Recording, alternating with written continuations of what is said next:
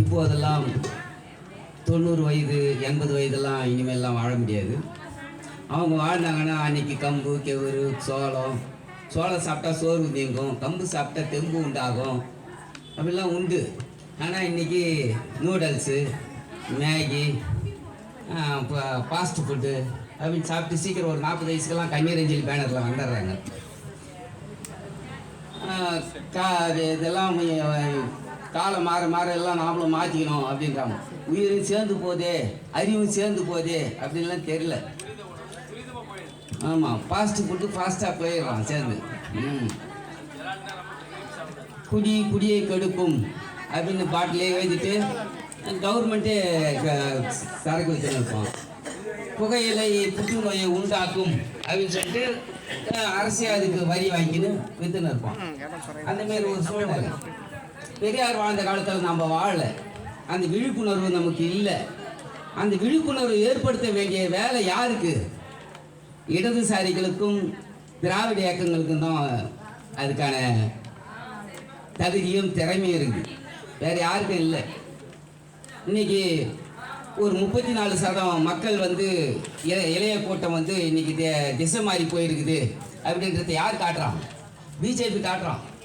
என்னடா அறிவு சார்ந்த உலகம், தமிழர்கள் அறிவு சார்ந்த தமிழர்கள் அப்படின்னு சொல்லி இருக்கிற உங்கள் நாட்டிலையும் முட்டாள்கள் கூட்டம் 34% இருக்குது அப்படின்னு நிரூபித்து காட்டுறான் பாருங்க. ஒரு கட்சி ஆரம்பிச்சு தாவேக்கான்னு ஒரு கட்சி ஆரம்பிக்கிறான், அதை நிரூபிச்சும் காமிக்கிறோம். அப்போ 50%க்கு மேலே அறிவார்ந்த சமூகம் இருக்குது அப்படின்றத நாம் மீண்டும் இந்த அறிவு சார்ந்த உலகம்னா இந்த 34% திருத்தணும். அதுக்கான முயற்சி எடுக்கணும். என்னன்னா விமர்சனம் இருக்குது. விமர்சனம் என்பது வளர்ச்சிக்கான விமர்சனம். நமக்குள்ளே இருக்கிற ஒவ்வொரு விமர்சனமும் நம்மை வளர்த்தெடுப்பதற்கான விமர்சனம். திராவிட கழகத்தின் மீது கம்யூனிஸ்டுகள் வைத்தாலும், கம்யூனிஸ்டுகள் மீது திராவிட கழகம் வைத்தாலும் அது எதுக்கான விமர்சனம்னா அது வளர்ச்சிக்கான விமர்சனம். ஆனால் பிஜேபி மீது நாம் வைக்கின்ற விமர்சனம் என்பது அது வளர்ச்சிக்கான விமர்சனம் இல்லை, வாழ்வாதாரத்தையே சீரழிக்கின்ற விமர்சனம். ஆகிய நண்பர்களே, நேரத்தை கருதி இந்த உரையை இத்துடன் முடித்துக் கொள்கிறேன். நன்றி, வணக்கம்.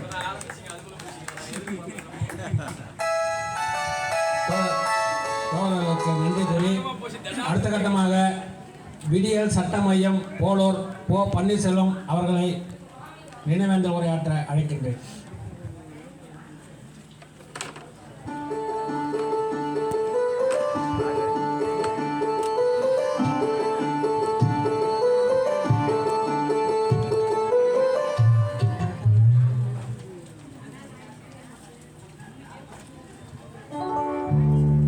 தோழர்களுக்கு வணக்கம். தோழர் கூறியது போல அம்மாவின் வயதை நாம் எட்ட முடியுமா என்பது கனவுதான். குறிப்பிட்ட வயதை தாண்டிதான் நாம் நடப்போம் என்பதும் கனவுதான். எல்லோரும் 34% தடமாறிவிட்டது என்பதை உணர்ந்து நானும் தடமாறாமல் இருக்க நீங்கள் கூறுவதை கேட்க வந்தேன்.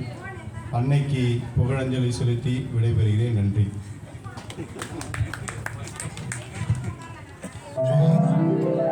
தோழர் அவர்களுக்கு நன்றி கூறி அடுத்த கட்டமாக தோழர் சேரிக்குள் சேட் அவர்களை ஒரு பாடல் பாட அழைக்கின்றேன்.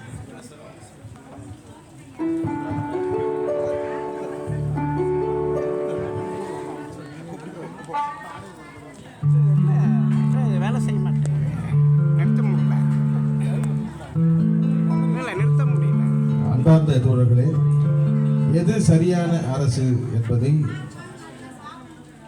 இன்னைக்கு எல்லம்மா அவர்கள் சரியான தாய் தன் பிள்ளைகளை எப்படி வளர்க்க வேண்டும், அறிவுள்ளவர்களாக, அன்புள்ளவர்களாக, அறம் செய்பவர்களாக இன்றைக்கு மாற்றி அமைத்தது அம்மா எல்லம்மாவின் உழைப்பு.